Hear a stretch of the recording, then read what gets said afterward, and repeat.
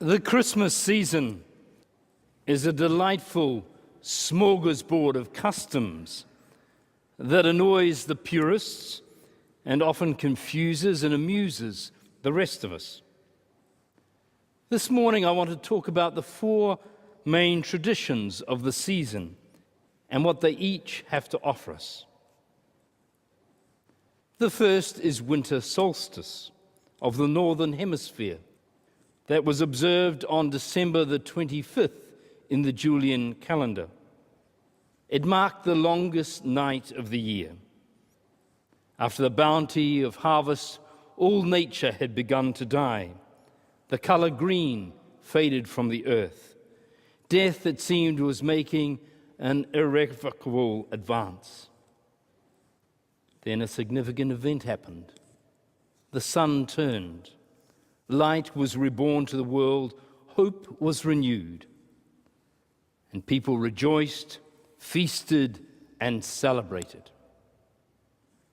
In Middle Eastern civilizations, Syria, Egypt, Persia, winter solstice was symbolized by the birth of a divine male child from the dark womb of the goddess.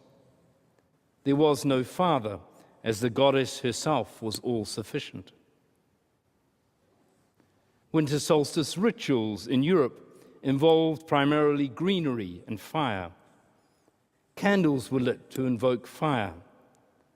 But the most important fire ritual was the Yule log, which symbolized warmth, light, and the continuance of life. Yule, the festival of rebirth, lasted 12 days, now known as the 12 days of Christmas. Greenery was used to celebrate the triumph of the life force. In Rome, temples were decorated with evergreens, especially holly. Pine and fir trees were also decorated with streamers, bells, ornaments of gold and silver. In Britain, holly, ivy, and mistletoe stood out as rare splashes of green in the bare forest, and they too were used in this celebration. At solstice rituals, people sang and danced carols. Some carols today, like the holly and the ivy, date back to these times.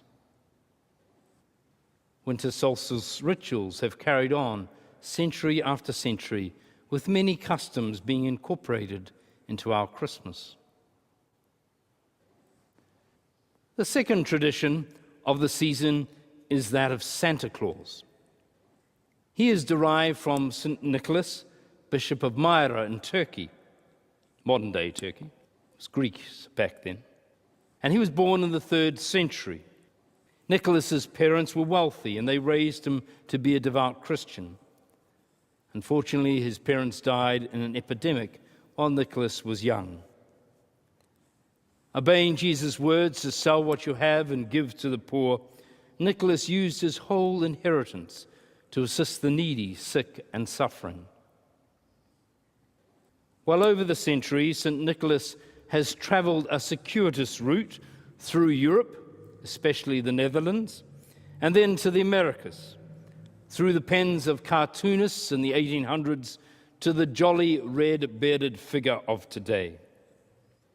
The saint's name shifted to Santa Claus, a phonetic alteration of the German. His mission also shifted from caring for the poor to being a gift giver to all, including the affluent. He's also increasingly in the last century been used as an endorser of consumer products and our materialistic society in general. Yet love him or loathe him, Santa is here to stay. At best, he's a symbol of generosity and a reminder that we have to care for those who have the least resources. At worst, he's a symbol of the I want more, greed culture. All around the Santa myth, there is predominantly a sense of fun, merriment, feasting, and laughter. Ho, ho, ho. No wonder it endures. The third tradition is what I call pageant Christmas. This is what society generally thinks is Christian belief. It involves all the nativity characters on stage at once. There are angels, white-winged and robed. There are shepherds, healthy and benign, with a sheep or two in tow. There are kings, wise ones from the east with gifts.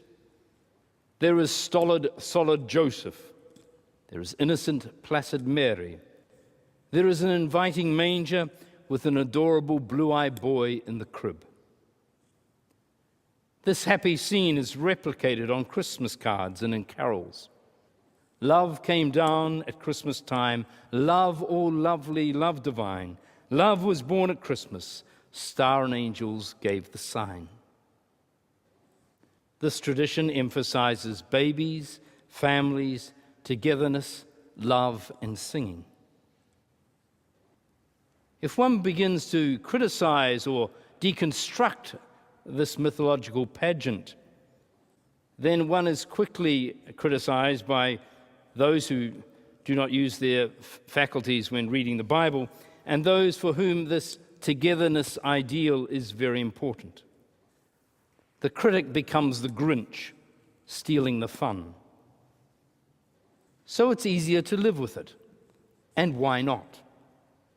A lot of our enjoyment of Christmas is tied into this myth. Babies are wonderful, and a birth is a sacred event.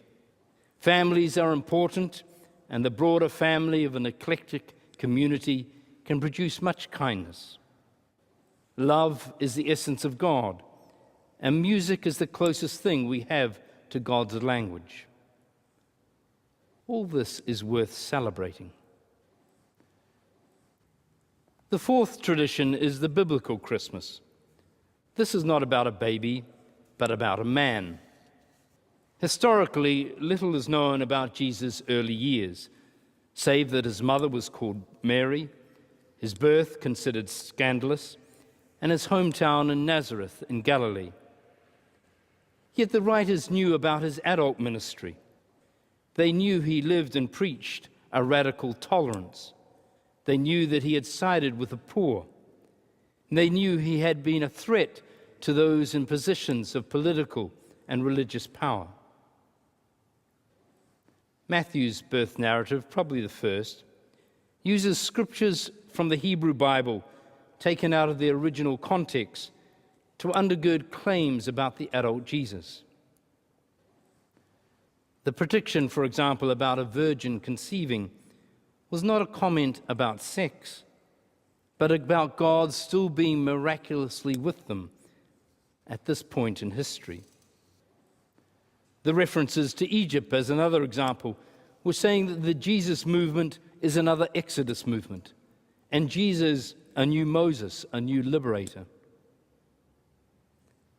The genealogy Matthew constructs links Jesus to King David of old. Yet there are also indications that Jesus' power would be quite different from that of a normal king. Radically in that genealogy, women are included. And not just any women, but scandalous sinners and non-Jewish aliens. They were saying that Jesus' power would be one of crossing boundaries, promoting tolerance and compassion. The creation of the Magi, Zoroastrians, traveling to the manger, likewise serves to underline this theme. The Jesus movement wasn't just for Jews. There are no boundaries on this God. Luke, the other birth narrative writer, similarly gives us an interpretive meditation on the Hebrew Bible that points to the adult Jesus. The birth stories of Isaac, Samson, and Samuel, for example, are used to underline that even in the most unlikely of circumstances, new hope can come forth. As in the early hymn, the Magnificat, Hannah, Samuel's mum, sings of hope, the mighty being brought low, the humble lifted up.